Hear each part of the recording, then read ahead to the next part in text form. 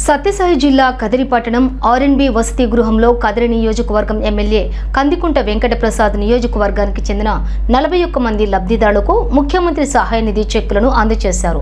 ఈ సహాయ నిధి చెక్కుల వివరాలను ఎమ్మెల్యే కందికుంట వెంకటప్రసాద్ వెల్లడించారు. కూటమి ప్రభుత్వం అధికారంలోకి వచ్చిన తర్వాత గడిచిన 17 నెలల కాలంలో అన్ని నియోజకవర్గాల్లో కూడా సీఎంఆర్ఎఫ్ చెక్స్ కానీ అదే రకంగా హాస్పిటల్లో ఉండి అత్యవసర చికిత్సల నిమిత్తం ఎవరైనా ఇబ్బంది పడుతుంటే వాళ్ళకి ఎల్ఓసీల రూపేణ కానీ దాదాపు నియోజకవర్గంలో కూడా గతంలో ఎప్పుడు ఏ ప్రభుత్వం చేయనంతా ఏ ముఖ్యమంత్రి చేయనంతటువంటి స్థాయిలో చంద్రబాబు నాయుడు గారు ఆర్థిక సహాయం చేస్తున్నటువంటి పరిస్థితులు మీ కళ్ళకు కనపడుతూ ఉన్నాయి. అందులో భాగంగా ఈ రోజున కదిరి నియోజకవర్గంలో దాదాపు 50 లక్షల రూపాయలు సీఎంఆర్ఎఫ్ రూపేనా ఎల్ఓసీ ఒక 3 లక్షలు, మిగతాది 46 లక్షల చిల్లర సీఎంఆర్ఎఫ్ కూడా 50 లక్షల రూపాయలు కూడా. వైద్య అవసరాలకు ఇబ్బంది పడేటువంటి వాళ్ళు నిన్నటి రోజున రోడ్డు ఎక్కి మందు దాపించుకొని ధర్నాలు చేస్తున్నారు. పేమెంట్ ఇచ్చి జనాలు తోలుకొని బెదరగొట్టే వారము ప్రజలు ఏదో ఉందనే ప్రయత్నం చేస్తున్నారు.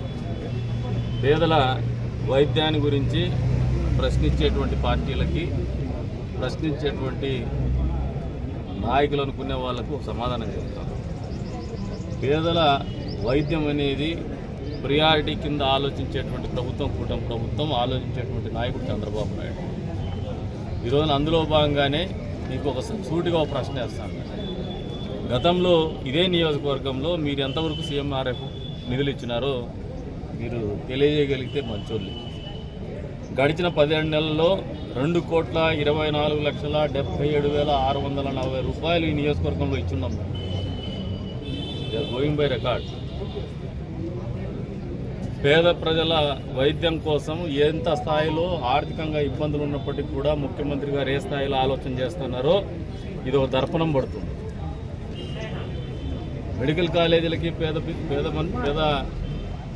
పేదల వైద్యానికి మోకాలికి బోడుగుండుకు లెక్క పెడతాను. 110 సీట్లు పెరుగుతున్నాయి గవర్నమెంట్ సీట్లు. ఏది పీపీపీ మోడల్, మీరు చెప్పిన మోడల్ 100 సీట్లు వస్తుంది, 10 సీట్లు ఎక్స్ట్రా వస్తూ ఉన్నాయి పేదలకు. అంతేకాకుండా ఓపీ కూడా ఫ్రీగానే చేస్తాం. ప్రస్తుతం ఉన్నటువంటి పరిస్థితుల్లో ప్రభుత్వానికి ఉన్నటువంటి మార్గాన్వేషణ ఏదైనా చేసుకొని ఒక ఆలోచన చేశాం. దాన్నే ఒక రాజకీయ అజెండాగా తీసుకొని అదేదో జరగకూడని జరిగిపోయిందన్నట్టు.